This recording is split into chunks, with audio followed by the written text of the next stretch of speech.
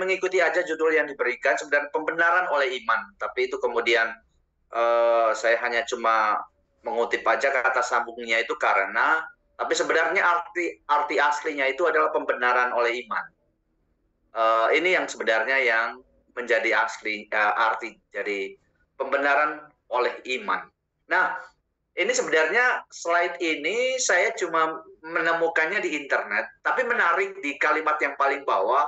Ini menjadi pengantar untuk kita supaya kita memiliki gambaran yang jelas dalam perjalanan sharing saya ini.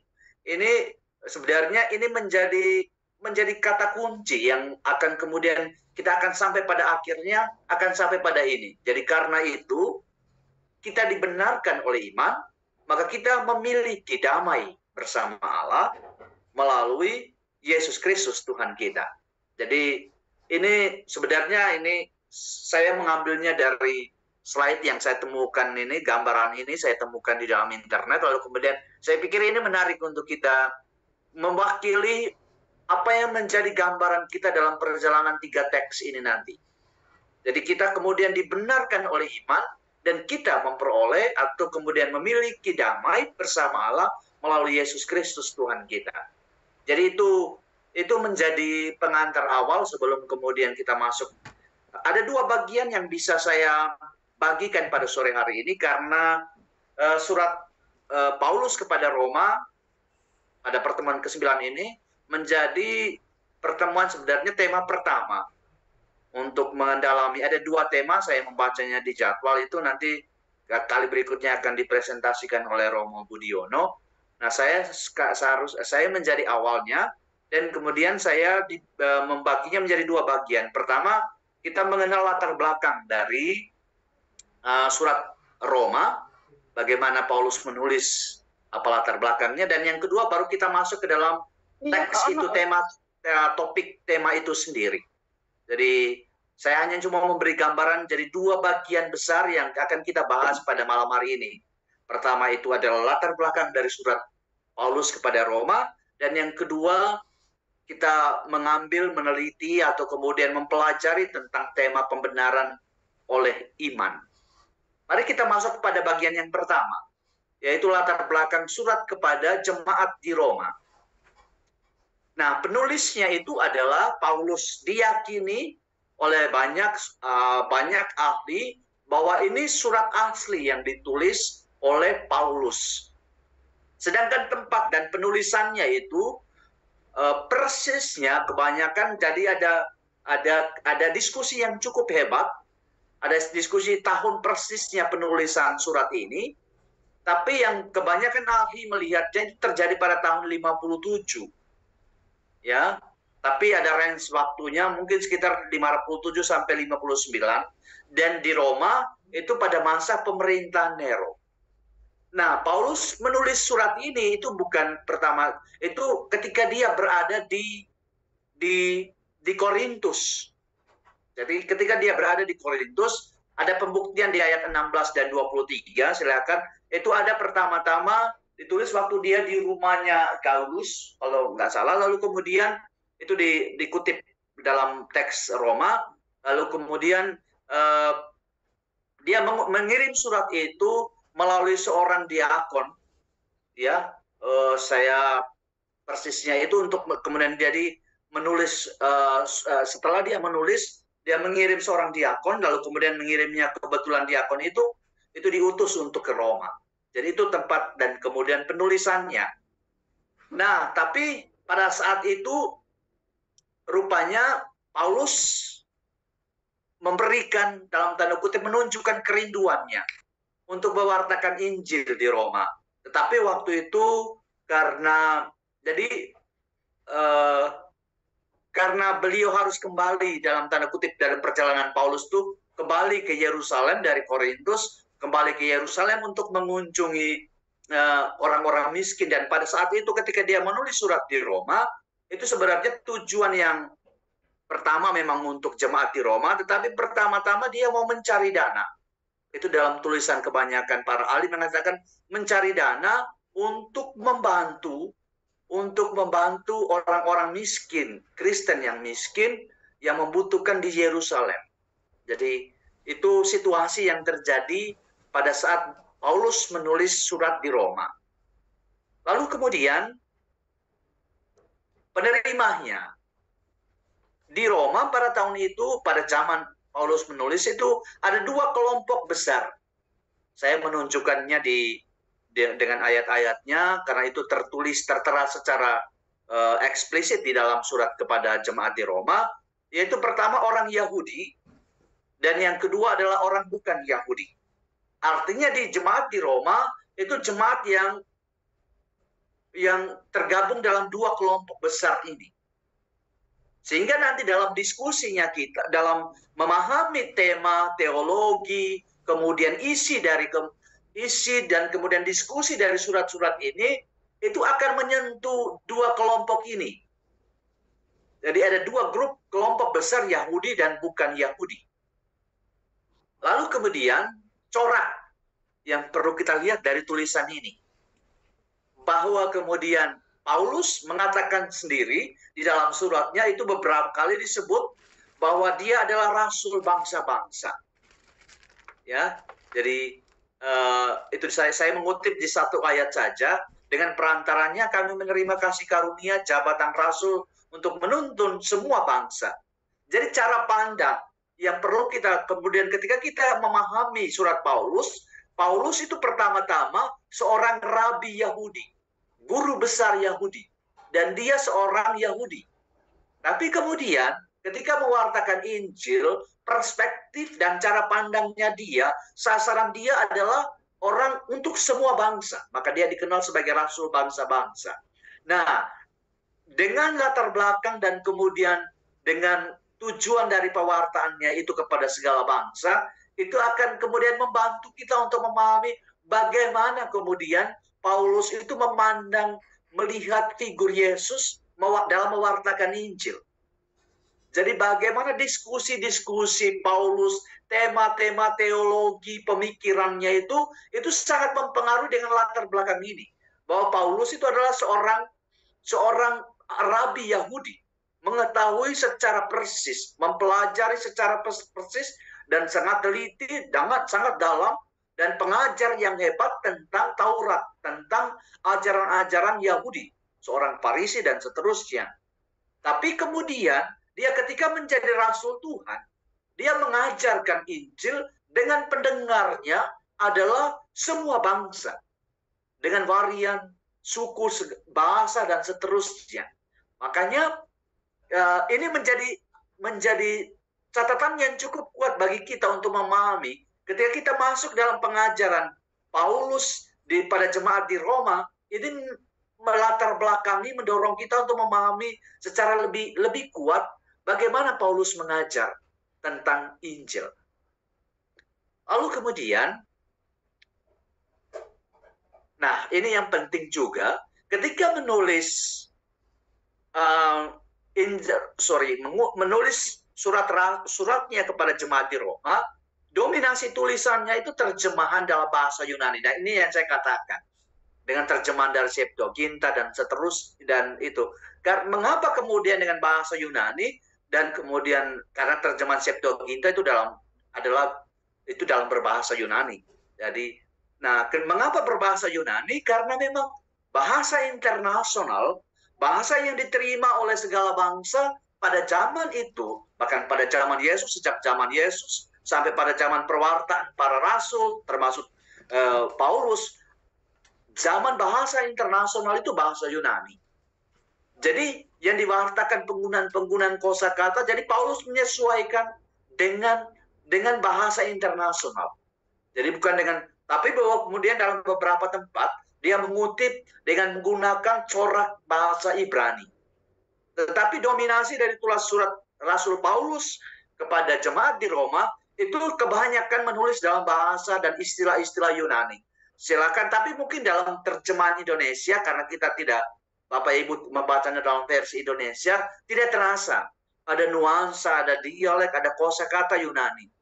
Tetapi kemudian kalau baca dalam bahasa aslinya, dan corak dari keseluruhan tulisan surat kepada jemaat di Roma, itu corak yang sangat kuat itu adalah ini bahasa Yunani. Persis dalam, karena ini bahasa dalam tanda kutip pada zaman itu adalah bahasa internasional, komunikasi internasional. Kalau sekarang ini bahasa yang kita gunakan komunikasi internasional Inggris. Kurang lebih gambaran seperti itu. Kenapa? Begitupun kenapa kemudian terjemahannya kitab suci itu diterjemahkan Septuaginta ke dalam arti ke bahasa Yunani, karena itu mudah diterima, karena dimengerti oleh banyak orang. Itu. Oke.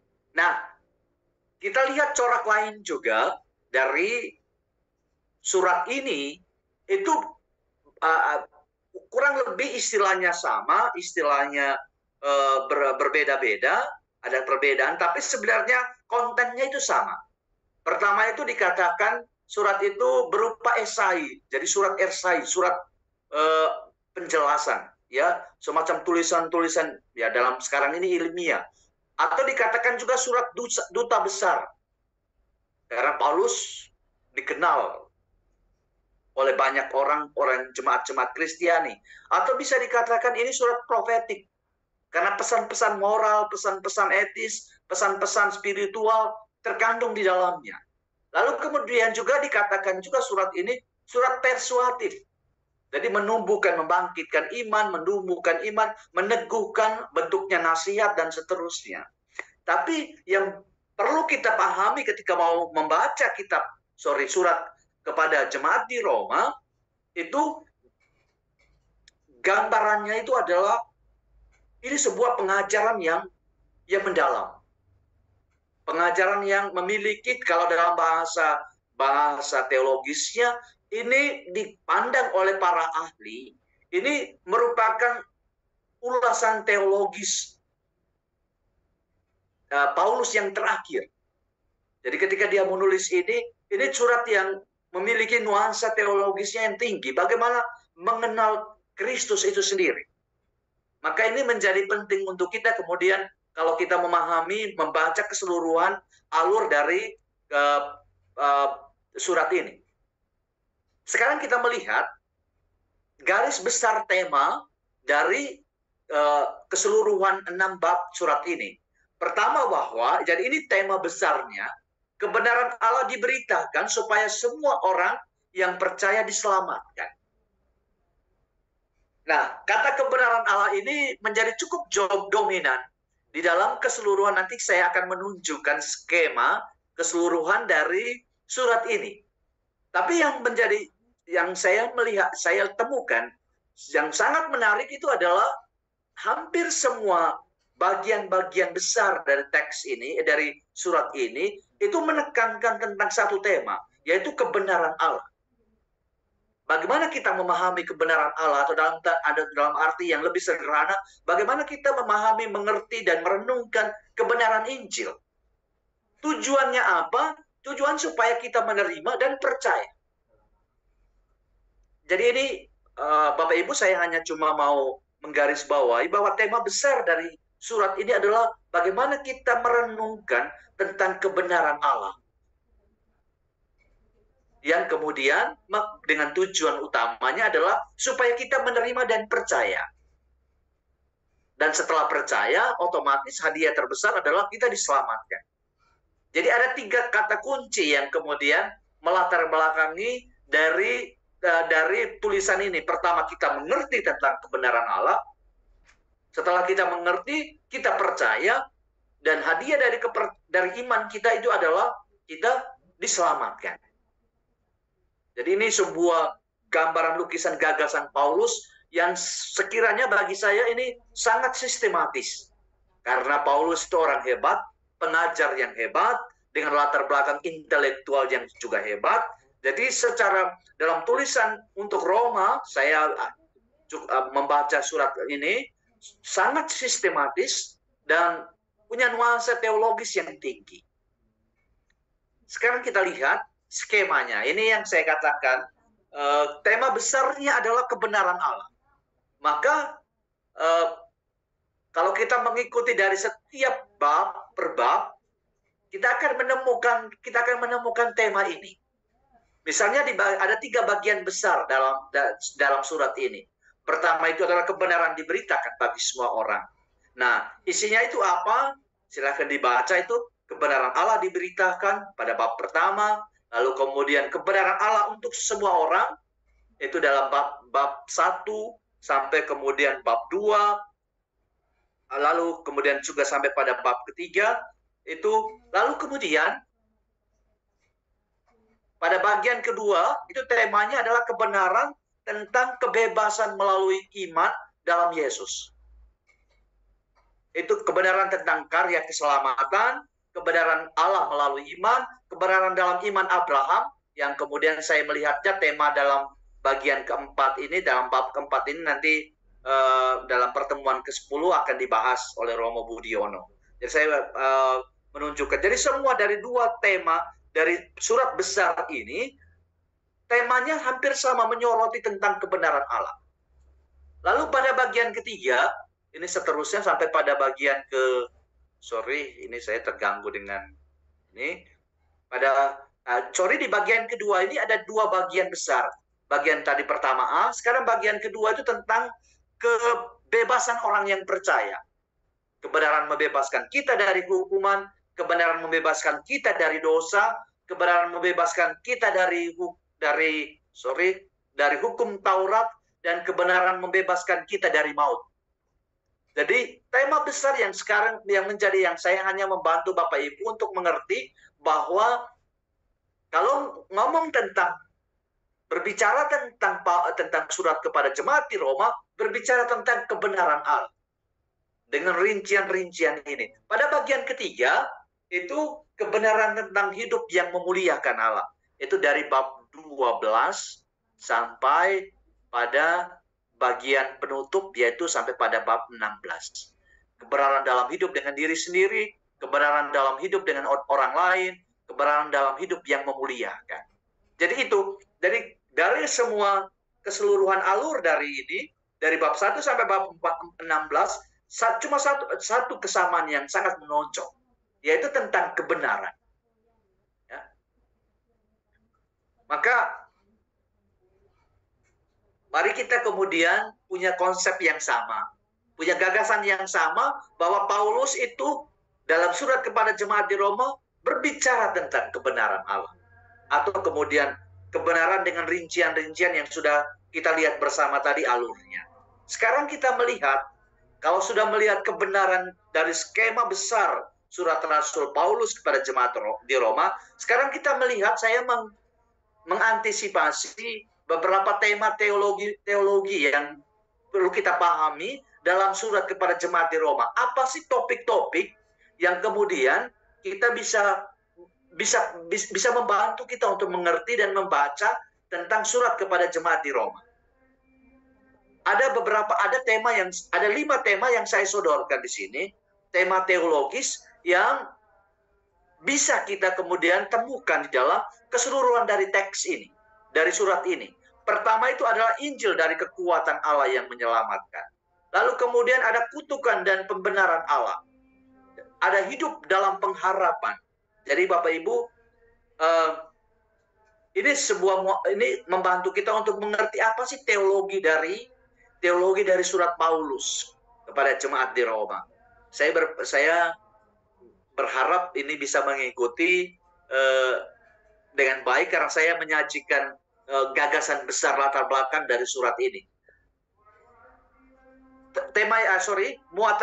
Poin yang ketiga itu adalah hidup dalam pengharapan. Ada kematian, mengerti tentang bagaimana mengimani tentang kematian dan kebangkitan Kristus, kemudian pemberian Roh Kudus. Poin yang kelima dari unsur teologisnya adalah kesetiaan Allah kepada Israel. Ini juga salah satu poin penting yang akan kita kemudian temukan di dalam teks ini nanti. Ya, pertama yang akan kita temukan di dalam 3 teks yang akan kita bahas pada malam hari ini adalah Injil adalah kekuatan Allah. Lalu kemudian kita melihat bagaimana memahami tentang kesetiaan Allah kepada Israel atau kepada kita semua. Lalu kemudian tema muatan teologis Paulus yang ketiga dalam surat ini adalah gereja sebagai tubuh Kristus. Jadi bagaimana mengerti gereja, Kristianitas di dalam suasana konteks dalam jemaat di Roma. Jadi ini ada terdapat lima unsur atau muatan teologis Paulus dalam surat kepada jemaat di Roma. Saya berharap ini membantu kita untuk kemudian menelusuri perlahan-lahan bagaimana membaca dan mengerti surat Paulus ini. Lalu kemudian, oke, Bapak Ibu, saya ini pada bagian pertama, saya pikir saya sudah cukup memberi gambaran bagaimana ini di bagian pertama ini, apa kemudian sampai di sini kemudian mungkin ada 1-2 pertanyaan yang perlu kemudian membantu kita untuk supaya saya tidak terlampau langsung meloncat pada bagian berikutnya, tapi baik kita kemudian melihat latar belakang ini, mungkin ada sesuatu yang kurang atau apa, silakan ditanyakan atau kemudian diajukan pertanyaan atau kemudian di chat saja dulu. Kalau memang tidak ada, nanti saya akan melanjutkan pada bagian kedua. Karena ini penting untuk mengerti latar belakang keseluruhan alur dari surat ini. Mas Halim, apa kemudian saya masih meminta untuk kemudian pertanyaan atau kemudian saya lanjut aja dulu? Dilanjut saja dulu, Romo. Oke. Jadi ini gambaran bagian pertama. Sekarang kita melihat di bagian inti topik dari tema ini. Oke, dari 3 teks ini, dari 3 perikop yang saya berharap Bapak Ibu membaca ya, semua teks, 3 teks yang disodorkan kepada kita. Nah, saya bukan pertama-tama cuma memfokuskan pada ada 2 kata kunci yang menjadi penjelasan saya pada malam hari ini, menjadi bahan yang saya sharekan. Yang paling pertama itu ada 2 tafsiran kata yang membantu kita mungkin untuk mengerti 3 teks ini. Pertama itu adalah nomos, itu artinya hukum. Yang kedua adalah dikaios, itu artinya kebenaran. Nah, jadi saya membantu Bapak Ibu untuk mengerti dari 2 teks ini, saya menemukan ada 2 kata kunci. Dan 2 kata kunci ini, Bapak Ibu, nomos itu artinya hukum, lalu kemudian dikaios itu artinya kebenaran. Nah, 2 kata ini paling banyak muncul dalam surat kepada jemaat di Roma. Nanti saya akan tunjukkan secara detail berapa kali sih munculnya dan seterusnya. Tapi saya mau mengatakan yang pertama, kata yang paling pertama, yang kemudian saya sudah mengantari kemudian dalam skema itu, kata yang paling banyak muncul di dalam surat ini adalah dikaios, kebenaran. Makanya Bapak Ibu melihat bagaimana skema tadi itu dihiasi oleh kata kebenaran, karena kata ini paling banyak muncul di dalam surat ini. Nah, kata kedua yang paling banyak yang muncul, yaitu selain dikaios, adalah nomos, hukum. Dan persis, Bapak Ibu, persis 2 kata ini juga muncul kalau kita baca dalam 3 teks yang dibagikan kepada kita, itu muncul secara kuat di dalam 3 teks ini. Maka mari Bapak Ibu, kita mendalami dua kata kunci ini, keyword ini, untuk mengerti bagaimana 3 teks ini berbicara untuk kita. Baik, yang paling pertama, saya sebelum masuk kepada pembenaran iman, mari kita lihat kata nomos. Nomos itu artinya hukum. Nah, di dalam kata ini muncul itu ada 55 kali dalam surat kepada jemaat di Roma. Kata hukum Taurat adalah kedua terbanyak setelah kata dikaios. Ini yang sudah saya katakan tadi. Jadi kata yang paling terbanyak muncul itu kedua selain dikaios adalah kata nomos yang artinya hukum. Jadi kata hukum Taurat itu mendapat pengulangan yang intensif. Ya, pengulangan intensif dalam ini yang paling banyak muncul itu di dalam bab 2 ayat 12 sampai 15. Itu disebut 11 kali. Bayangkan Bapak Ibu, ini salah satu teks yang kemudian yang kita pelajari.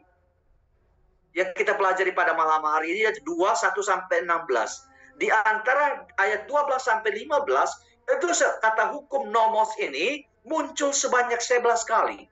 Jadi 1/5 dari seluruh kitab surat kepada jemaat di Roma. Dan 10 kali Bapak Ibu dalam kelanjutannya itu dalam perikop selanjutnya, penjelasan selanjutnya dalam 2, 17, 26. Jadi bayangkan di bab 2 ini, kata nomos ini paling banyak muncul. Ada 21 kali. Dari 55 kali muncul di dalam surat kepada jemaat di Roma. Jadi bayangkan, jadi betapa pentingnya kata ini. Ya, bagaimana kemudian kita mengerti dan arti dari kata nomos ini atau hukum ini dalam cara pandang Paulus. Maka tadi saya mengatakan, Bapak Ibu, mengapa kita penting untuk memahami latar belakang Paulus? Karena meskipun dia mengajar kepada segala bangsa, tapi cara pandang yang dia bawa adalah hukum Taurat. Jadi dia maju untuk mewartakan Injil, tapi dia tetap membawa latar belakangnya. Bagaimana kemudian, karena apa? Dalam jemaat di Roma itu terdapat juga jemaat kaum Yahudi. Jadi Paulus tidak mungkin akan lepas dari hukum Taurat. Bagaimana nilai-nilai hukum Taurat? Bagaimana menempatkan hukum Taurat di dalam menghayati iman? Jadi ini penting sekali untuk kemudian kita pahami sungguh-sungguh mengapa kata ini menjadi penting di dalam surat ini. Oke, sekarang kita lihat. Jadi Paulus ini yang sudah saya katakan, Paulus adalah rabi Taurat dan seorang Yahudi yang hidup di bawah hukum Taurat, tetapi pandangannya berubah setelah menjadi Kristen. Jadi bahwa kita mesti pahami sungguh-sungguh ketika dia mewartakan kepada segala bangsa tentang Injil, tapi dia tetap membawa latar belakang pemahamannya, konsepnya tentang bagaimana memahami Allah dalam hukum Taurat. Tetapi pandangannya itu berubah, cara pandangnya itu berubah, pandangan teologisnya itu berubah. Kemudian karena dia menempatkan Yesus sebagai aktor utamanya. Jadi hukum Taurat itu persis sama dengan Bapak Ibu kalau kita mengerti sabda Yesus sendiri. Jadi Paulus itu mengikuti bagaimana cara pandang pewartaan Yesus. Yesus selalu mengatakan, aku datang bukan meniadakan hukum Taurat. Aku datang untuk menyempurnakan hukum Taurat. Dan itu kemudian dijelaskan dengan sangat baik dalam teologinya Paulus. Jadi tetap membawa nilai hukum Taurat, lalu kemudian dalam kacamata ini penyempurnaan. Injil menyempurnakan apa yang sudah ada. Ini yang paling penting untuk kita, Bapak Ibu. Jadi Paulus ini punya konsep yang berkesinambungan, seperti apa yang dikatakan, seperti sabda Yesus sendiri yang mengatakan bahwa aku datang bukan untuk meniadakan hukum Taurat, tapi aku datang untuk menyempurnakannya. Maka dengan dasar yang sudah ada, lalu kemudian Paulus dengan latar belakang hukum Taurat, Paulus mengantar bagaimana memberi nilai yang kuat tentang Injil. Itu Bapak Ibu. Sekarang kita lihat, ini yang saya berikan, sudah saya sebutkan sebelumnya, bahwa ada dua kelompok, orang Yahudi dan bukan Yahudi dalam jemaat di Roma. Nah, baik Bapak Ibu, sekarang kita mulai melihat, saya tidak membahasnya, Bapak Ibu tidak membahasnya mulai dari bab 1:18, tapi kemudian saya melihat, mari kita meneliti apa topik utamanya, baru dari situ kita mulai menelusuri isi dari surat Paulus ini pada bab 3 teks ini. Saya mulai dari bab kedua, yaitu dari kata nomos itu sendiri, hukum. Bagaimana mengerti nilai hukum Taurat? Mari saya mengutipnya pertama-tama di bab 2 ayat 12. Sebab semua orang yang berdosa tanpa hukum Taurat akan binasa tanpa hukum Taurat. Dan semua orang yang berdosa di bawah hukum Taurat akan dihakimi oleh hukum Taurat. Mungkin Bapak Ibu coba membuka teks itu, di ayat itu, coba membacanya, kita hanya untuk mengerti bagaimana nilai nomos ini, hukum Taurat, di dalam jemaat Roma, yang dalam tanda kutip itu, bukan semuanya orang Yahudi. Ada orang yang bukan Yahudi. Lalu Paulus mengajarkan ini, sebab semua orang yang berdosa tanpa hukum Taurat akan binasa tanpa hukum Taurat. Dan semua orang yang berdosa di bawah hukum Taurat akan dihakimi oleh hukum Taurat. Apa yang mau saya katakan di sini, ya, dalam tafsiran para ahli, bahwa ya dua kelompok ini diterima, ya disatukan, tetapi dengan disposisi yang berbeda. Bagi mereka orang Yahudi, Bapak Ibu, bagi mereka orang Yahudi yang kemudian percaya dan menerima Taurat, mereka tetap berjalan pada nilai-nilai Taurat. Jadi hidup kristianitasnya mereka tetap mereka bawa di latar belakang hukum Taurat. Sedangkan orang yang bukan Yahudi, itu mereka tidak berpatokan pada hukum Taurat. Tapi hukum baru yang diwartakan oleh Paulus, ya, tentang Kristus, yaitu Injil. Murni nilai yang diajarkan bagi orang yang bukan Yahudi itu berangkat dari nilai Injil. Tapi sedangkan orang Kristen yang berasal dari latar belakang orang Yahudi, mereka tetap membawa hukum Taurat, menghayati nilai-nilai Taurat, lalu kemudian ya Injil sebagai penyempurna dari itu semua. Jadi itu Bapak Ibu. Mungkin di dalam praktiknya itu tidak dikatakan Jadi yang perlu kita pahami ini bahwa masing-masing punya latar belakang dengan dua perbedaan kelompok ini dalam komunitas Kristiani. Jadi Bapak Ibu, kalau kemudian saya cuma mengandaikan begini, masing-masing kita di dalam paroki itu punya varian suku, ya, dengan latar belakang, dengan adat istiadat yang berbeda-beda. Tentunya masing-masing kita misalnya kita yang dari Jawa, mungkin dengan kultur Jawa dalam penghayatan nilai iman kita.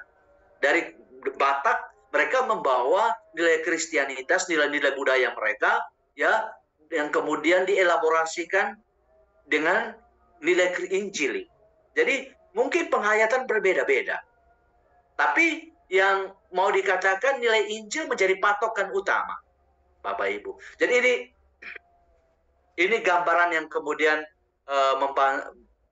memberikan kita bagaimana Paulus mewartakan nilai-nilai Injil di dalam komunitas ini, di dalam jemaat ini.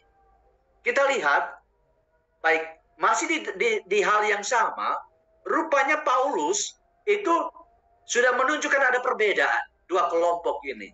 Tapi yang menunjukkan hal yang sama, bahwa semua orang yang berdosa. Itu coba kalau kita baca lagi Injil kutipan yang semula tadi, itu dikatakan sebab semua orang berdosa tanpa hukum Taurat dan di bawah hukum Taurat. Itu ada perbedaan. Tetapi hal yang sama yang ditekan, kalimat yang sama yang ditekankan oleh Paulus adalah semua orang yang berdosa. Di dalam dua kalimat itu ada dua frasa yang sama. Semua orang yang berdosa. Dan kesamaan itu juga ditemukan akan binasa. Jadi perbedaan itu terletak pada hukum Taurat dan tanpa hukum Taurat. Tetapi satu kesamaan yang besar yang menjadi benang merah adalah semua orang yang berdosa, titik-titik-titik, itu menunjukkan ada perbedaan, akan binasa. Jadi ini topik yang menarik. Bahwa entah orang Yahudi, entah orang bukan Yahudi, semua kita orang berdosa. Tapi kemudian kalau kita tidak menghayati yang satunya nilai Injil yang murni diwartakan oleh Paulus, yang satunya karena sebuah nilai yang berkelanjutan dari hukum Taurat yang mendapat penyempurnaannya ke dalam Injil, kalau sama-sama tidak menghayati ini semua, maka akan binasa. Maka topik yang menjadi satu catatan poin yang pertama yang kita dalami dari topik malam ini adalah situasi keberdosaan manusia. Keberdosaan yang dialami oleh jemaat di Roma. Ya, jadi lalu pertanyaannya, apa situasi keberdosaan itu? Karena ini Paulus di dalam bab kedua ini dia menunjukkan bahwa jemaat di Roma ini semua dengan sebuah gagasan bahwa semua kita, semua orang, semua manusia ini berdosa. Dan kita akan binasa karena kita berdosa. Tapi bagaimana memahami situasi keberdosaan itu? Bagaimana kita masuk gagasan Paulus ini dalam situasi real yang dialami oleh jemaat di Roma? Mengapa Paulus, kalau pertanyaan kita, mengapa Paulus ngomong tentang keberdosaan manusia dalam konteks jemaat di Roma? Pasti ada sesuatu. Maka mari kita, poin pertama dalam topik ini adalah memahami konsep tentang keberdosaan manusia. Dan konsep tentang keberdosaan manusia itu dipelajari dari situasi konkret yang dialami oleh jemaat di Roma. Apa sih dosanya yang dibuat oleh jemaat di Roma? Yang kemudian mereka terdiri dari orang yang bukan Yahudi dan orang Yahudi. Apa sih dosa yang mereka lakukan? Ya. Nah, mari kita Bapak Ibu kita melihat. Nah, sebelum kita masuk kepada pertanyaan jawaban tentang apa sih dosa yang dilakukan oleh jemaat di Roma, mari Paulus menunjukkan ini. Karena manusia berdosa, maka ada murka Allah. Nah, apa yang menyebabkan apa bukti dari murka Allah? Nah, Paulus menunjukkan di ayat 24 di bab 2 masih di bab yang sama, Allah menyerahkan mereka kepada keinginan hati mereka. Jadi dalam tanda kutip murka Allah itu ditunjukkan Allah membiarkan umatnya, ya silakan, karena kalian sudah melakukan banyak dosa, silakan kalian mengikuti keinginan hati kalian. Jadi itu murka Allah ditunjukkan dengan Allah membiarkan. Allah kecewa dalam perjanjian lama. Ya, Allah kecewa dengan dosa manusia. Maka di dalam pesan ini Paulus mengatakan murka Allah ditunjukkan dengan bagaimana Allah membiarkan mereka mengikuti kedagingan mereka, dan itu ditunjukkan dalam bab 1 ayat 18 dan sampai ayat 23 dan kemudian sampai kepada ayat 32. Bagaimana keberdosaan yang dialami oleh orang-orang jemaat di Roma, dan Allah membiarkan. Itu dibuktikan dalam 1 ayat 24, bukan 2 ayat 24, dikatakan Allah menyerahkan mereka kepada keinginan hati mereka untuk jatuh dalam dosa, membiarkan. Itu murka Allah. Karena Allah dalam tanda kutip menunggu di penghakiman. Allah menunggu menunjuk bagaimana kalau kemudian manusia tidak berdosa akan binasa. Itu dalam kutipan dalam teologi yang gagasan utama yang ditunjukkan oleh Paulus. Antara keberdosaan manusia dengan murka Allah. Dan bukti dari murka Allah, Allah membiarkan itu. Nah, sekarang kita melihat konsep tentang poinnya tentang keberdosaan. Keberdosaan manusia itu dalam konteks yang ditunjukkan dalam bab 1 ayat 18 sampai 32 di bagian ayat 18 persis, keberdosaan, saya menamakan ini keberdosaan universal. Artinya mengenai kita semua. Berangkat dari konteks yang akan kita lihat di dalam jemaat di Roma, tapi sebenarnya di ayat 18 itu keberdosaan itu apa? Keberdosaan ketika kemudian kita semua menindas kebenaran dengan kelaliman. Apa itu isinya? Itu di dalam ayat bab 1 ayat 29 sampai 30 itu direntetkan, dirunutkan apa sih jenis-jenis kelaliman yang kemudian membuat kebenaran itu pudar. Pertama itu adalah kejahatan, keserakahan, dengki, tipu muslihat, perselisihan, dan kemudian ada banyak lagi. Silakan dibaca di bab 1 ayat 29, penuh dengan rupa-rupa kelaliman, kemudian perselisihan, tipu muslihat, kewasikan. Maka bahkan di ayat 30 dikatakan mereka adalah pengumpat, pemfitnah, pembenci Allah, kurang ajar, congkak, sombong, pandai, dan seterusnya. Sampai di ayat 31, bab 1 ayat 29 sampai 31, Paulus menunjukkan berbagai macam nilai-nilai kelaliman yang mematahkan nilai kebenaran. Dan itu yang membuat kita berdosa. Jadi ini keberdosaan universal. Jadi pesannya sebenarnya pesan universal pertama-tama di ayat 19 itu. Jadi semua orang berdosa karena apa? Mereka kita semua menindas kebenaran dengan kelaliman. Nilai-nilainya itu rincian dari semua dosa-dosa itu dicantumkan di ayat 29 sampai 31.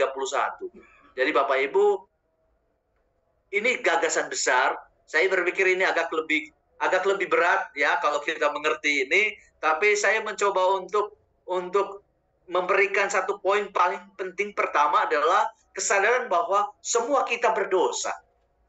Dan karena semua kita berdosa, Paulus memberikan nilai dari kalau kita berdosa dengan tidak mengandalkan kembali kepada Allah bertobat, maka kita binasa.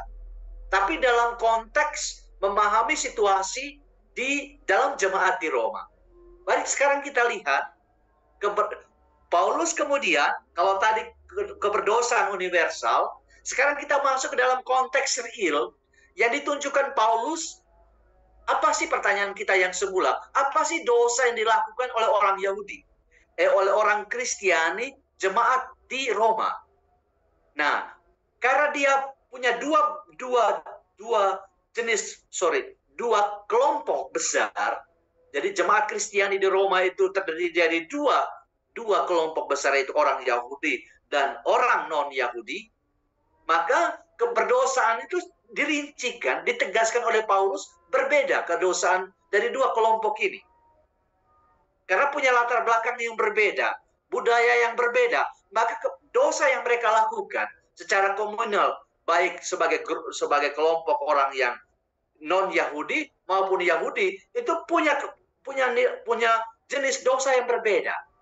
Bagi mereka orang yang non-Yahudi, itu pertama-tama dosa mereka yang mematahkan kebenaran itu adalah pemujaan pengetahuan di ayat 21 ayat 20 sampai 21. Pertanyaannya mengapa sih?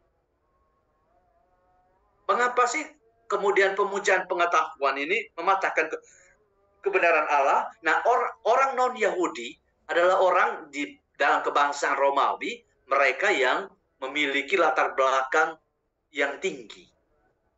Pendidikan yang tinggi, Bapak Ibu.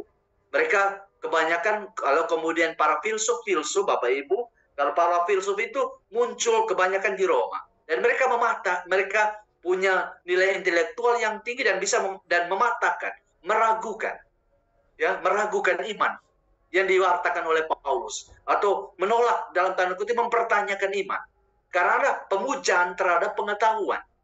Selain itu, dosa yang dilakukan oleh orang non-Yahudi di Roma dalam jemaat Kristiani di Roma adalah penyembahan berhala. Karena memang kalau kita belajar, kalau saya tadi tidak menyajikan latar belakang agama yang dianut di Roma pada zaman itu mereka menganut animisme. Ya, mereka menyembah berhala, dewa-dewa. Ya, makanya sekarang ini kalau kita ke Roma, kebetulan saya baru dari Roma, itu banyak pemujaan-pemujaan, tempat pemujaan dewa-dewa, peninggalan-peninggalan itu yang kemudian dikristiankan, ya, jadi disucikan. Jadi semula itu banyak tempat-tempat peninggalan di Roma itu sebenarnya awal mulanya adalah penyembahan dewa-dewa. Tapi ketika Kristianitas itu masuk, kemudian itu dikristenkan semuanya, dikuduskan semuanya. Menjadi itu dalam kacamata ini suci dalam kacamata Allah, bukan dalam kacamata dewa-dewa. Jadi itu kedosaan orang non-Yahudi di sana, karena memang latar belakangnya mereka menerima animisme. Lalu selain itu, yang sangat kuat, yang kalau kita baca di bab 1, kejahatan adalah kejahatan seksual. Di bab 1, ayat 24 sampai 26. Itu kejahatan beristri dua dan seterusnya. Lalu kemudian itu silakan dibaca di ayat 24 dan 26. Saya tidak tidak membacanya di sini, tapi paling tidak Bapak Ibu sudah bisa membaca, saya membantu ini. Ini dosa yang lalu terakhir adalah yang juga sudah muncul dosa pada saat itu adalah homoseksual. Nah, Paulus ketika ngomong tentang dosa yang homoseksual ini, dia cukup memberi penegasan, menggarisbawahi dengan sangat kuat tentang dosa ini. Karena apa? Ketika saya membaca tafsiran ini, rupanya Raja Nero itu punya kecenderungan itu. Dia punya selir-selir istri-istri perempuan, tapi juga punya simpanan atau kemudian selir yang laki-laki. Maka Paulus secara tidak langsung, mengapa surat tadi itu bersifat profetik? Karena surat ini juga menjadi nuansa mengkritik. Mau mengkritik pemerintah.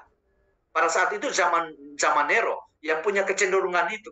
Jadi nilainya, dan itu pasti akan dan mempengaruhi, menjiwai karena raja seperti itu, maka semua warga, masyarakat di Roma pada zaman itu memiliki kecenderungan ini.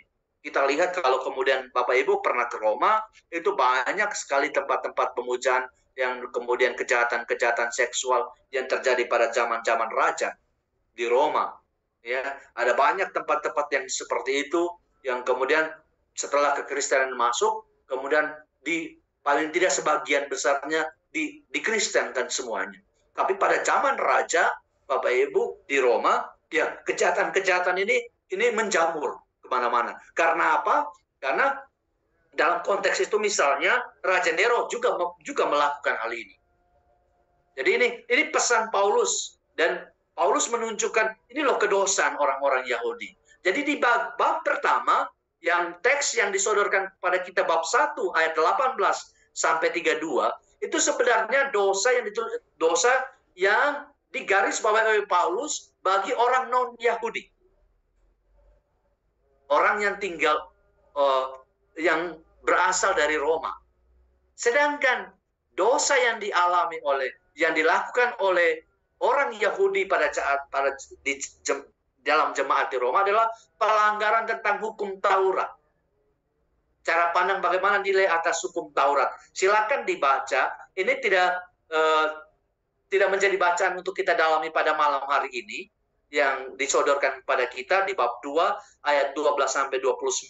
Sekiranya itu hanya sampai pada ayat 16. Tapi setidaknya Paulus menunjukkan bukan hanya orang non-Yahudi yang memiliki dosa, tapi dalam kaitannya keberdosaan itu yang dialami oleh orang Yahudi di Roma, itu mereka melanggar tata hukum Taurat. Jadi Bapak Ibu, kita melihat kalau tadi konsepnya semua orang berdosa, dalam konteks orang Yahudi saya hanya mau menegaskan, bukan dalam konteks orang Yahudi, dalam konteks jemaat di Roma ada dua jenis dosa yang dilakukan. Pertama oleh non-Yahudi dengan rincian yang terdapat dalam bab 1 ayat 18 sampai 32, lalu kemudian kedosaan yang ditunjukkan Paulus bagi orang Yahudi itu di dalam jemaat di Roma ditujukan pada bab 2 ayat 12 sampai 28. Ya, tentang sunat, tentang bagaimana kemudian menguduskan hari Sabat dan menguduskan hari Tuhan dan seterusnya, itu dirincikan dalam bab 2 ayat 12 sampai 29. Jadi ini yang perlu kita dalami. Lalu kemudian hal yang sama, jadi karakter yang sama yang menjadi kesamaan antara dua kelompok ini, Yahudi dan bukan Yahudi, adalah kesamaan perilaku. Yaitu kata yang sama itu adalah pelanggaran. Jadi semua, dari baik orang Yahudi maupun orang bukan Yahudi dalam jemaat di Roma, mereka melakukan pelanggaran. Dosa yang mereka lakukan adalah melakukan pelanggaran. Maka ini karakter ini yang sama yang dilakukan. Tapi memang jenis dosa yang dilakukan mereka berbeda. Orang Yahudi di dalam jemaat Yunani, di dalam jemaat Roma, mereka mengkritik perilaku seksual karena memang orang-orang Yahudi sudah dikendalikan, nilai-nilai Taurat itu cukup membantu mereka untuk tidak melakukan dosa seksual misalnya, atau dosa pemujaan pengetahuan, atau pemujaan tentang dewa-dewi. Hukum Taurat itu membantu orang Yahudi. Tetapi di sisi lain, mereka punya pelanggarannya. Di dalam dinamika hidup jemaat di Roma, orang-orang Yahudi itu mengkritik perilaku yang dilakukan oleh orang Kristen non-Yahudi. Karena mereka masih menghidupi, masih jatuh, masih melakukan pelanggaran terhadap dosa-dosa seksual. Tapi yang mau saya katakan di sini, hal yang membuat mereka sama, bahwa mereka melakukan pelanggaran terhadap dengan kecenderungan dosa masing-masing. Bapak Ibu, sekarang kita lihat konsep, kalau tadi saya katakan nomos, sekarang kita mencoba untuk mengerti ini tentang hukum. Kalau tadi poin pertama adalah pengantarnya adalah semua kita berdosa, maka bagaimana hukum itu membantu? Ya, pertama-tama hukum Musa itu ditunjukkan kepada orang Yahudi. Yang kedua, bahwa Paulus menunjukkan kalau kemudian kita tidak berdosa, kita menghadapi, Paulus memberikan jaminan kita memperoleh pahala di bab 2 ayat 1 sampai 16. Tapi kalau kita bertahan dalam dosa, maka kita akan mengalami penghakiman. Jadi Allah memberikan pahala berdasarkan perbuatan, berdasarkan hidup kita. Maka hukum adalah hukum yang diajarkan yang ditawarkan oleh Paulus, yang dalam semangat Injil, nilai Injil adalah pahala dan penghakiman. Jadi kalau kita semua tidak berdosa, tidak melakukan berdosa, maka kita akan mengalami pahala. Tapi kalau kita melakukan tindakan berdosa, maka kita akan mengalami penghakiman. Jadi ada dua jaminan yang dikatakan oleh Paulus, tapi yang mau saya katakan, ada dua kalimat, kata yang dalam Indonesianya itu diterjemahkan sama, yaitu hukum Allah dan hukum Taurat. Dalam terjemahan aslinya itu sebenarnya bukan hukum Allah. Bapak Ibu, saya di dalam ayat 32 itu saya melihat kalau kita memahami, sebenarnya bukan dalam terjemahan Indonesia dikatakan hukum Allah. Bukan hukum Allah dalam terjemahan. Dalam terjemahan aslinya itu adalah kebenaran Allah, Bapak Ibu. Jadi saya nggak tahu kenapa. Dan untuk memahami itu, untuk membedakan dengan hukum Taurat. Ada dua kali kata yang berbeda, yang mau menjelaskan hal yang memang punya makna yang berbeda. Misalnya, dalam bahasa Yunani itu artinya dikaioma, toteu, artinya kebenaran Allah di dalam ayat 32. Tapi dalam Indonesianya diterjemahkan hukum Allah. Yang harusnya diterjemahkan lebih tepatnya adalah kebenaran Allah. Supaya kita masuk membedakannya dengan hukum. Nomo itu artinya hukum Taurat. Jadi ada dua kosakata yang berbeda dengan makna yang sangat berbeda. Nah, tentang kebenaran Allah yang perlu ditujukan oleh Paulus adalah pahala dan penghakiman. Itu kebenaran Allah. Allah memberikan pahala berdasarkan perbuatan iman kita. Jadi kalau dalam kaitan dengan topik poin tentang semua kita berdosa, kalau kita kemudian mempertahankan nilai iman kita dan tidak melakukan dosa, kita akan memperoleh banyak pahala. Tetapi kalau kemudian kita melakukan bertahan dalam dan hidup dalam dosa, maka penghakiman akan dijatuhkan kepada kita. Yang dalam bahasa Paulus itu dikatakan kita akan binasa. Jadi mari kita lihat, ini tidak berjalan lagi. Oke. Sekarang kita lihat nilai dari ini yang mau dikatakan Paulus. Karena kita semua berdosa, maka sikap Allah, murka Allah itu adalah penghakiman Allah tanpa pandang bulu. Jadi kalau ini situasi latar belakang dari nilai yang mau diwartakan oleh Paulus, semua kita berdosa, semua orang Yahudi, orang jemaat Kristiani di Roma itu berdosa. Maka yang diwartakan oleh Paulus adalah nilai pertama, kita kalau bertahan dalam iman akan memperoleh pahala, dan kemudian sikap Allah terhadap kita yang bertahan dan hidup dalam dosa adalah penghakiman Allah tanpa pandang bulu. Entah dia yang hidup dalam Taurat, atau kemudian yang hidup tidak berdasarkan Taurat, nilai Taurat, semua mendapat perlakuan yang sama dari Allah, yaitu penghakiman. Maka sebenarnya Kristianitas itu adalah kesatuan. Jadi tidak lagi memandang antar orang Yahudi, orang bukan Yahudi. Jadi ini mengkritik juga orang Yahudi yang kemudian banyak orang Yahudi juga menantang Paulus karena merasa Paulus itu sudah lupa akan nilai-nilai Yahudi. Tapi sebenarnya ketika mewartakan ini, Paulus mau mengatakan bahwa di dalam jemaat Kristiani di Roma tidak ada lagi pembedaan orang Yahudi dan orang bukan Yahudi. Nilainya sama, yaitu bahwa kalau kita berdosa dan kita tinggal dalam dosa, maka Allah menunjukkan sikapnya dan yaitu menghakimi. Dan penghakiman itu berlaku untuk semua orang. Tidak pandang bulu orang Yahudi atau orang bukan Yahudi. Jadi bayangkan Bapak Ibu, di Roma saja itu masih ada pembedaan. Saya nggak tahu sekarang ini ya, kalau kemudian kita dalam gereja juga masih ada kecenderungan-kecenderungan itu.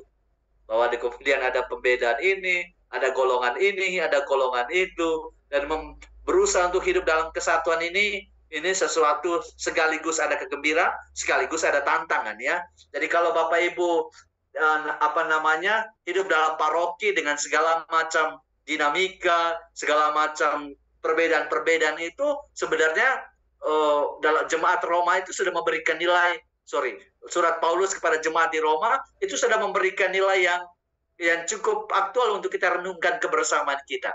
Tadi saya menunjuk orang Yahudi dan orang bukan Yahudi itu mau menunjukkan bahwa kesatuan itu dinilai dihidupi dalam keberagaman, ya. Tapi bahwa nilai yang sama, semua kita berdosa dan Allah punya sikap yang sama, menghakimi tanpa pandang bulu. Baik Bapak Ibu, kita lihat sekarang masuk dalam topik. Oke, saya masih punya waktu masih 15-20 menit lagi. Saya pikir tidak terlalu. Sekarang kita masuk kepada topik yang menjadi tawaran yang diberikan oleh panitia, yaitu pembenaran oleh iman. Ini menjadi topik sentral untuk kita malam ini ya. Sehingga saya masih punya 20 menit atau 15 menit untuk berbagi ini. Nah, untuk mengerti, topik tentang pembenaran iman ini, kalau kita baca dari 3 teks ini, itu sebenarnya cuma ada di bab 3 ayat 21 sampai 31. Jadi pembenaran iman itu hanya cuma penjelasannya itu ada di situ. Jadi tidak ada di dalam 2 bab sebelumnya. Tapi sebenarnya ini mengantari bahwa tadi topiknya adalah semua kita berdosa. Orang Yahudi dan orang bukan Yahudi di 2 bab itu secara cukup kuat memberi penjelasan itu. Sedangkan di bab ketiga itu khusus untuk merenungkan Paulus memberikan nilai pada dimensi ini, pembenaran iman. Jadi silakan Bapak Ibu membaca di bab 3 itu ada itu. Tapi untuk mengerti tentang frasa ini, pembenaran iman, ya, mari kita lihat ya di bab 1 ayat 16 sampai 17 itu Paulus memberikan penekanan cukup kuat tentang bagaimana kita masuk kepada iman. Dikatakan Paulus begini, Injil adalah kekuatan Allah yang menyelamatkan. Pertama-tama kepada orang Yahudi, kemudian kepada orang Yunani. Bapak Ibu kita lihat, kalau baca itu, lihat, Paulus memberikan penekanan yang cukup ya. Sebenarnya dia katakan menyelamatkan semua orang, tapi Paulus menggarisbawahi dengan kalimat pertama-tama kepada orang Yahudi, kemudian kepada orang Yunani, karena memang itu menjadi salah satu problem di dalam dinamika di dalam hidup Kristiani di Roma, bahwa ada 2 grup besar ini. Makanya ketika kemudian sebagai penekanan tentang tema topik besar ini, Injil sebagai kekuatan Allah, tetapi dengan keterangan dia memberikan pertama-tama kepada orang Yahudi, kemudian karena pertama-tama memang Yesus lahir berkarya di lingkungan orang Yahudi. Injil pertama-tama lahir diwartakan dalam lingkungan Yahudi. Baru kemudian disebarluaskan kepada orang-orang Yunani, yang artinya orang-orang kepada segala bangsa. Karena Yunani itu lambang dari bahasa internasional. Kalau bukan Yunani artinya bukan merujuk kepada negara tertentu atau daerah tertentu, tetapi Yunani artinya menunjukkan kepada semua bangsa. Jadi lahir dari orang Yahudi, kemudian diwartakan kepada, Injil ini diwartakan kepada semua orang. Nah, yang ditekankan oleh Paulus di ayat 17 adalah orang benar akan hidup oleh imannya. Jadi ukuran orang benar adalah hidup oleh imannya. Jadi antara orang benar, antara kebenaran dengan iman, kebenaran Allah dengan iman, itu mesti ada korelasi yang sangat sangat dalam, iman dan Allah dan iman. Itu sebuah, dalam gagasan Paulus itu menjadi titik catatan utama dari Paulus dalam pengajaran ini, bahwa kebenaran Allah mesti diterima oleh iman atau mesti dihidupi oleh iman. Maka mari kita melihat pengantar dari bab 1 ini untuk mengerti di bab ketiga. Oke, sekarang saya mau menunjukkan kata kebenaran Allah sebelum dari masuk dalam mengerti tentang pembenaran oleh iman. Itu kata kebenaran itu di Kaios yang sudah saya tunjukkan itu ada beberapa dengan varian dengan penggunaan yang hampir sama. Itu ada pertama kata benar ada 14 kali, kebenaran itu ada 38 kali, dibenarkan ada. Jadi ada begitu banyak, itu saya merincikan itu. Tetapi yang mau saya katakan di bawah adalah kebenaran itu adalah tema utama di dalam surat Paulus kepada jemaat di Roma. Jadi ini kebenaran adalah tema utama. Jadi kalau Bapak Ibu, kalau kita baca tentang surat Paulus, itu artinya kita langsung di dalam pikiran kita, ini tentang kebenaran. Tentang kebenaran Allah yang dimaksudkan. Jadi kalau ngomong tentang surat Paulus kepada jemaat di Roma, ngomong tentang kebenaran. Karena pertama-tama secara kuantitatif, itu kata kebenaran itu atau benar dan seterusnya dengan varian ini muncul paling banyak di dalam kitab ini, di dalam surat ini. Kita lihat sekarang, pertanyaan kita kemudian Bapak Ibu adalah, apa itu kebenaran? Lalu kemudian kebenaran apa yang dimaksudkan? Nah, pertama-tama kalau kita mengerti tentang kebenaran yang paling pertama yang dimaksudkan adalah kebenaran Allah. Nah, ini untuk kita yang pernah belajar, saya yang belajar filsafat, selalu bertanya, pernah yang belajar filsafat, sekarang sudah nggak belajar filsafat lagi. Tapi apa itu kebenaran? Itu selalu kemudian kalau kita berdiskusi tentang filsafat, apa itu kebenaran? Apa itu kebenaran Allah? Tapi sebenarnya di dalam di dalam surat ini, sebenarnya memberikan penjelasan tentang apa itu kebenaran Allah. Kebenaran Allah itu artinya pertama-tama yang bagi saya yang saya pahami ketika baca semua teks ini saya menunjukkan ada 9 kali muncul kebenaran Allah yang saya rangkum dari semua ayat-ayat ini. Pertama-tama, kebenaran Allah itu artinya kita mengakui, kalau kita beriman, kita mengakui bahwa Allah itu ada. Itu paling pertama. Ya, kebenaran yang dimaksudkan. Kalau kita menyatakan kebenaran Allah, pertama-tama kita mengakui Allah itu ada. Allah itu hadir. Allah itu memang nyata dalam hidup kita.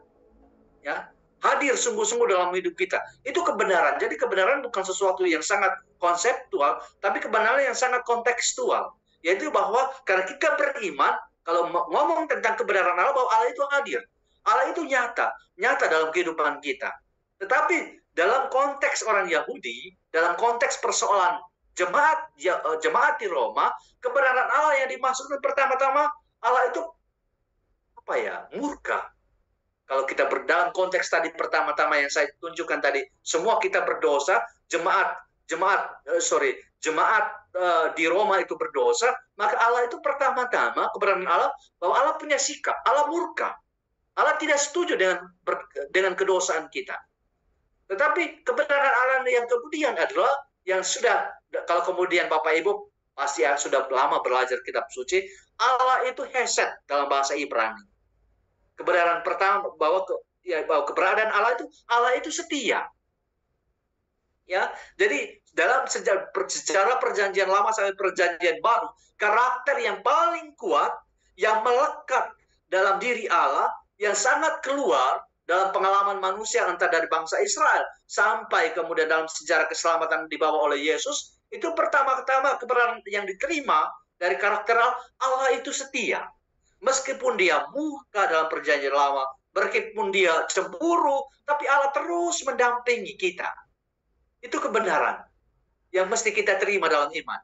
Jadi Allah itu setia. Setia menemani hidup kita, setia menemani perjalanan Paulus. Setia, meskipun Paulus itu mau membunuh orang Kristen, Allah setia. Akhirnya Paulus bertobat dengan rahmatnya. Allah setia terus. Lalu demikian pun pengalaman Petrus misalnya dulu, ya, mau meninggalkan Allah, mau menolak salib. Allah setia mendampingi. Akhirnya menjadi orang penting nomor satu di dalam gereja. Jadi karakter yang ditunjukkan oleh Allah, ya, bahwa kebenarannya Allah itu setia.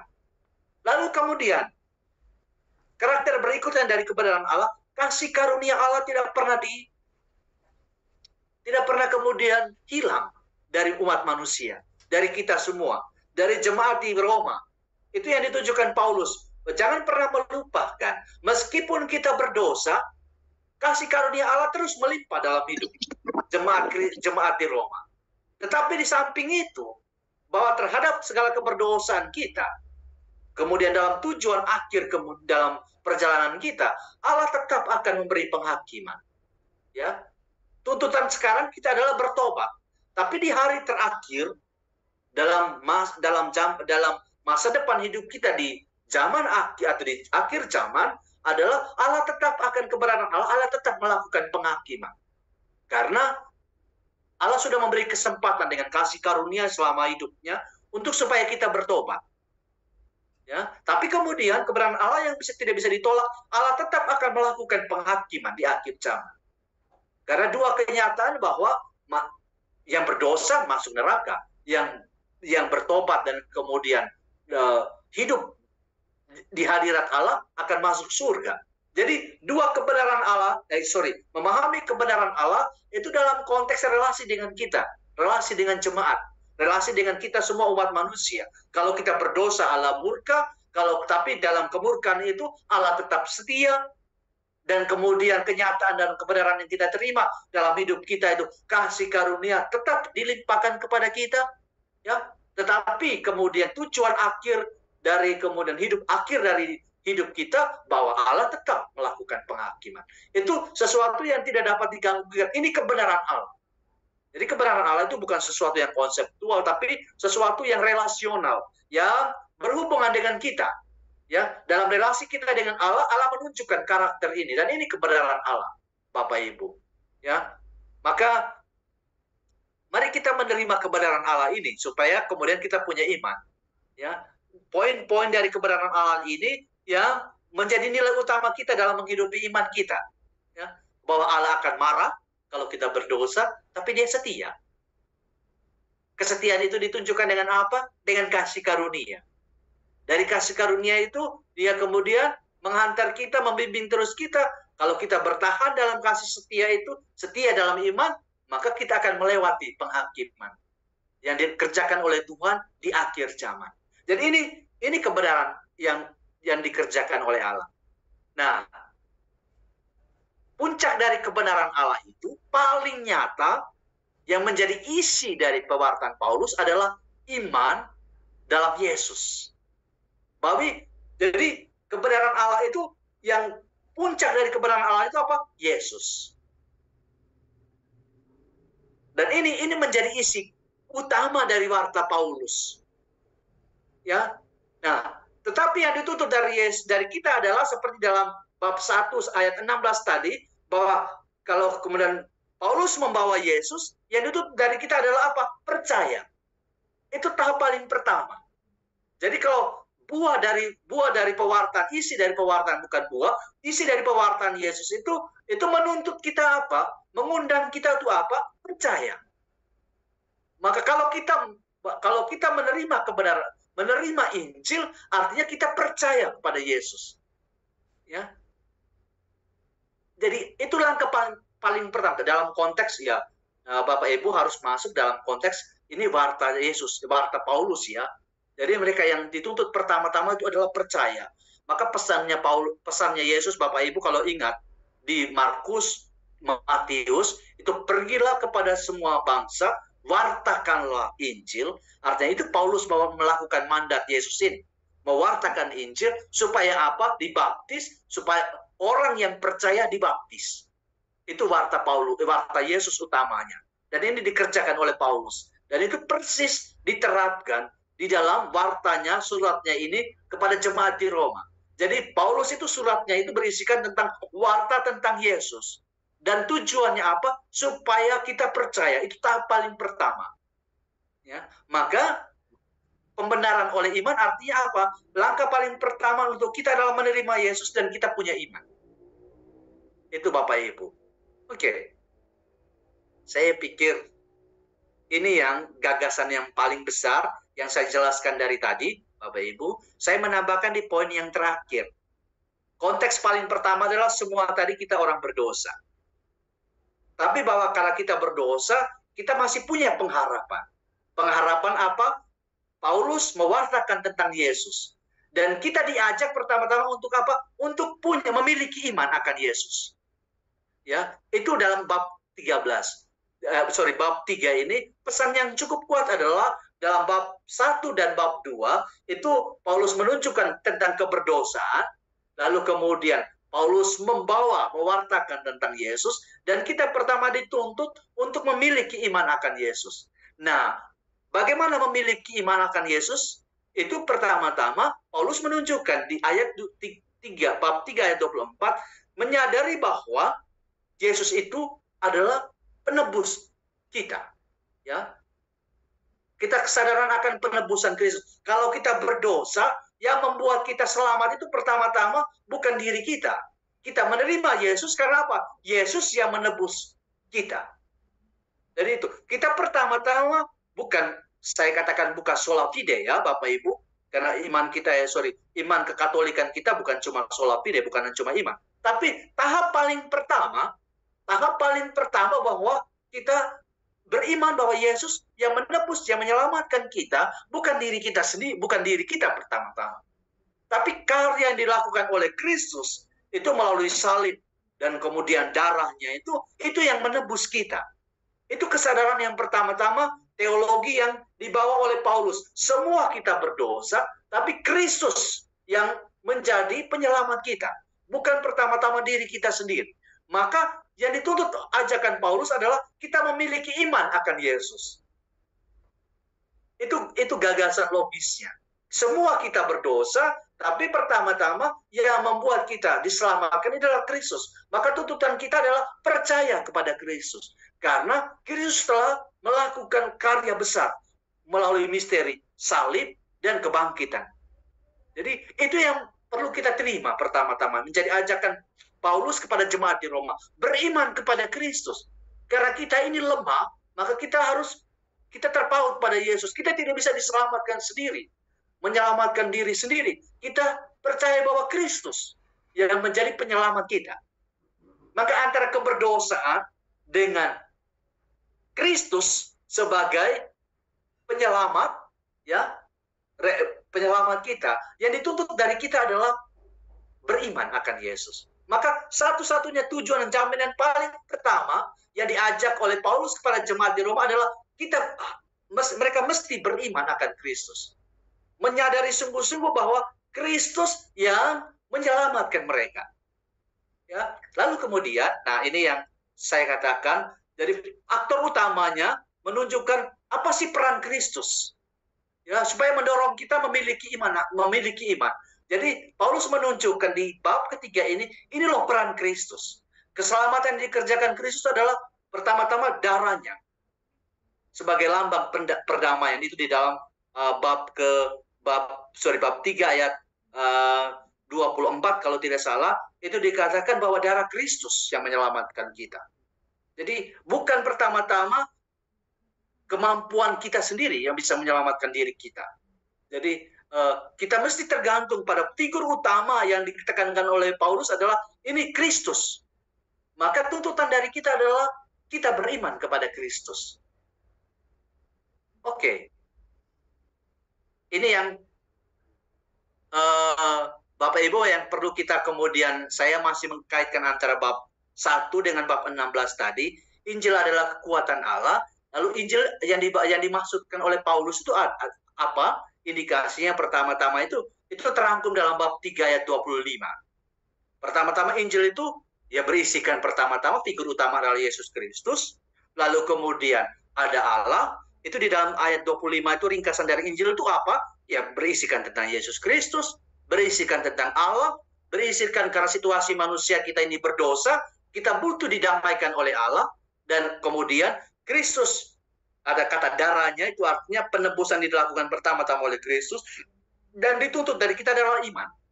Itu semua tiga kosakata yang ditemukan dalam ayat 25 itu bab 3 itu menjadi kata kunci dari seluruh warta Injil. Mewartakan tentang Yesus, mewartakan bahwa Yesus itu diutus oleh Bapa, yaitu Allah, lalu kemudian situasi dari jemaat di Roma dan kita semua yang mewakili semua kita, itu adalah semua kita berdosa, maka jalan yang mesti kita lakukan adalah apa?